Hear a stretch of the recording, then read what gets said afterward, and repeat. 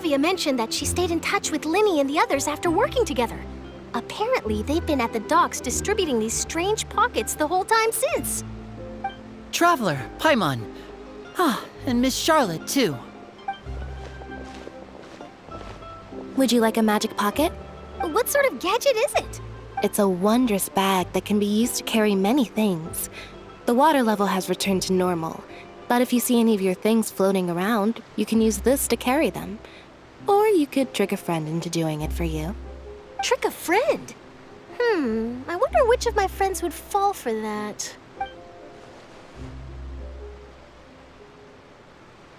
You could just make a friend like Fremine here. Isn't that right, Fremine?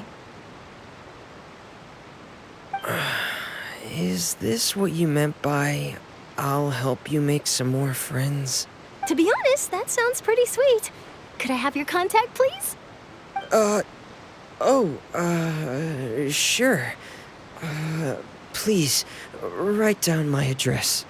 You sure are working hard to help Fremine socialize. He was the one who proposed doing this. He even wants to assist in our magic shows. Yes, I was planning to first introduce Pear as an assistant, and later Fremine himself. In the future, I think we can leave underwater escape magic to him too. That said, would anyone want to see a diver escape underwater? Oh, it'll work out. Every journey begins with the first step. He'll become a part of our show eventually. Lynette, could you come over? Miss Charlotte says she wants to take a picture of us. Got it. My, that Charlotte is rather perceptive.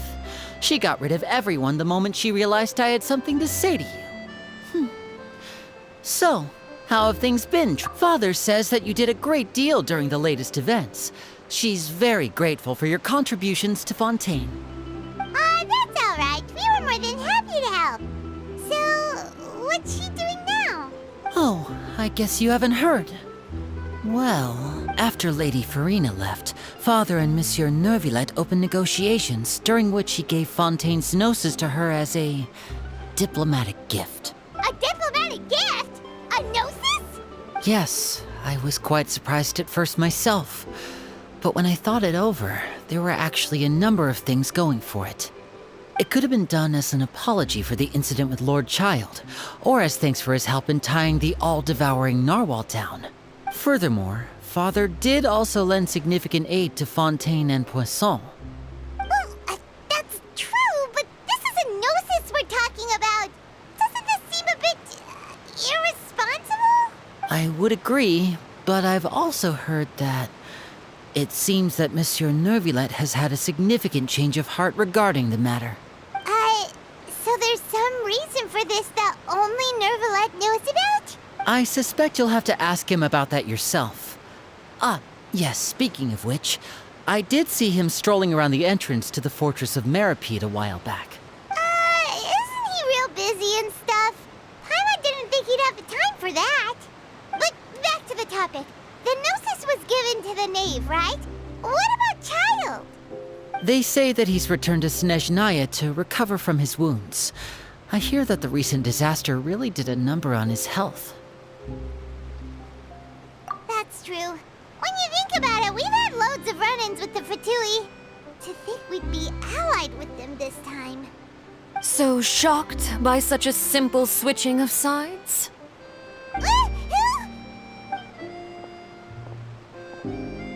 Father!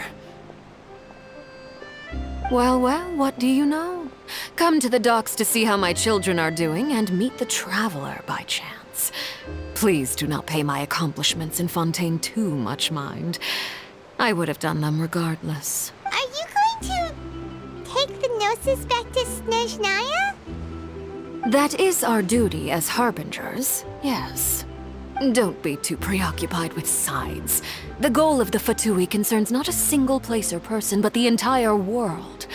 With such a grand goal in mind, it is inevitable that we must wear many masks. Switching my masks is something I've always done.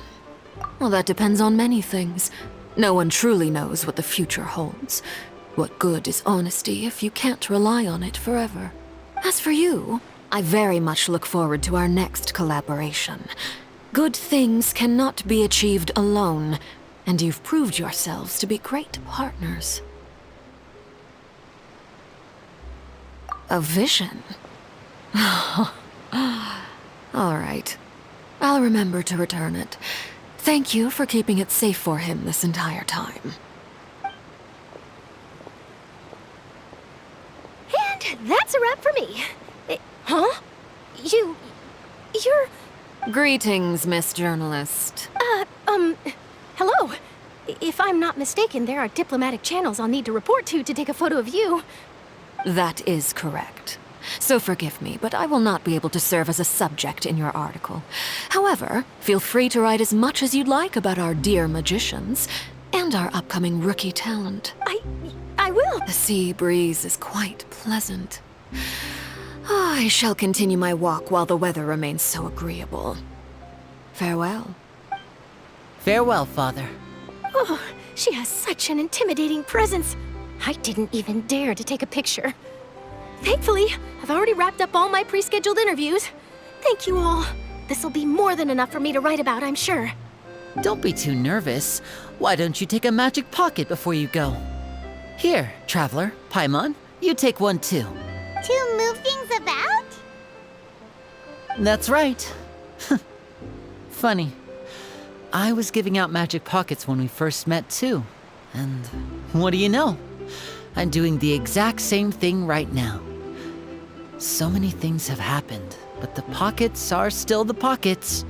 I guess this must be life. We will all follow our own paths, and serendipity will lead you to your fated friends. All right then. We'll be handing out pockets in some other districts later, so we'll get going now. Have a good day, you two. Well, guess we sent Charlotte off. Shall we go see how Neverlette's doing? As long as he's not so busy that he doesn't have time to chat anyway.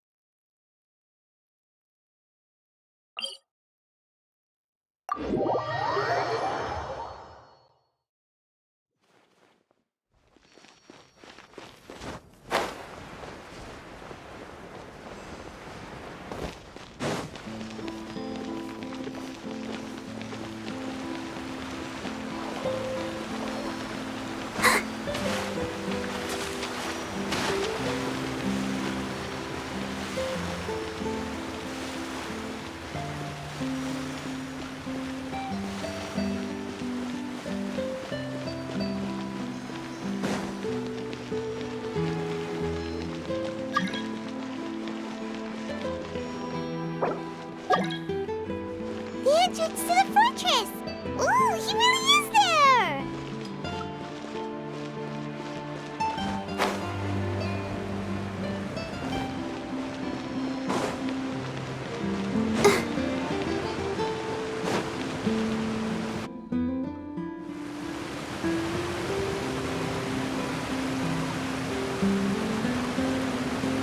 So, you really are here, Neverlet! I didn't think you were going to have free time this hour of the day. Really? Oh, I suppose you must have met Mr. Linney. He took the time to greet me earlier when he passed this way. In any case, you came at a good time. I was just considering reaching out to you to set up a meeting, so I may explain some things that I haven't had the time to before. Aw, Paimon's glad that you remembered. Thank you for keeping us on your mind, what with you being busy and all. Alright, let's have it then. How was Fontaine actually saved? The whole business is still quite the mystery to us. It is strange how words can often leave a bitter taste in the mouth when it finally comes time to say them out loud.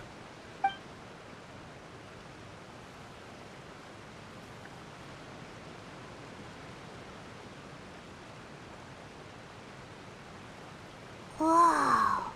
So that's what happened? Fossilor destroyed the divine throne of the Hydro Archon and restored your power to you, transforming you into a fully fledged elemental dragon sovereign. But Paimon still doesn't quite get what you did to save the Fontainians from dissolving. For me, the authority of the ancient dragons refers to absolute control over the hydro element. Fontainians were incomplete humans born of Egeria's use of the power of the primordial sea, with constitutions similar to that of mimics. But so long as those primordial energies remain within them, I could use the ancient dragon's authority to grant them true blood, after the fashion in which life was first brought into being on this planet. In other words, when I gave my verdict, Fontainians became true humans, and thus would naturally no longer be dissolved by water from the primordial sea. Focalor must have counted on you to make that decision as well. Your verdict was the key to making the prophecy appear to have come true while saving everyone. Yeah, and in a manner of speaking, Focalor finally managed to fulfill the original Hydro Archon's wish to turn Oceanids into real people too! It seems from your expressions that you still have more things you wish to ask. Ask away. I will tell you the truth as I know it. I have investigated his case along many avenues, and I have learned that he once fell into an unknown chasm when he was young. There, by chance, he awakened the all-devouring narwhal. But whether it be by sentiment or reason, that should not have been enough to consider him the root cause of the disaster. At most, he would have had tangential liability. As for the judgment passed by the Oratrice during the trial, whether it was due to that liability by association or Focalor deliberately using him to buy time for us on the assumption that he would be able to hold the creature off, I cannot say. Guess Focalor had Fontainians in mind the whole time. In the end, it was thanks to her that they finally became real humans. Hang on a second. Paimon suddenly got another question. Back when Fontainians hadn't yet become real humans, were the children they had also transformed Oceanids? Life has always flowed like water. Do you recall how Fontainians would often come to the Fountain of Lucine to pray for children? Yeah, Lynette said the fountain is where all the waters in Fontaine converge. In truth, even those couples did not know that such prayers were no mere custom, but instead a form of ritual. Those Oceanids who were blessed within the spring water would later descend as new humans in the coming months.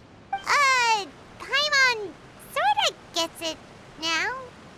Either way, seems like this ritual won't be of any further use, but it'll probably live on as a local custom. Ask away. I will tell you the truth as I know it. Yeah, about that. Risley said Farina has already left. What's that all about? Ah, Lady Farina.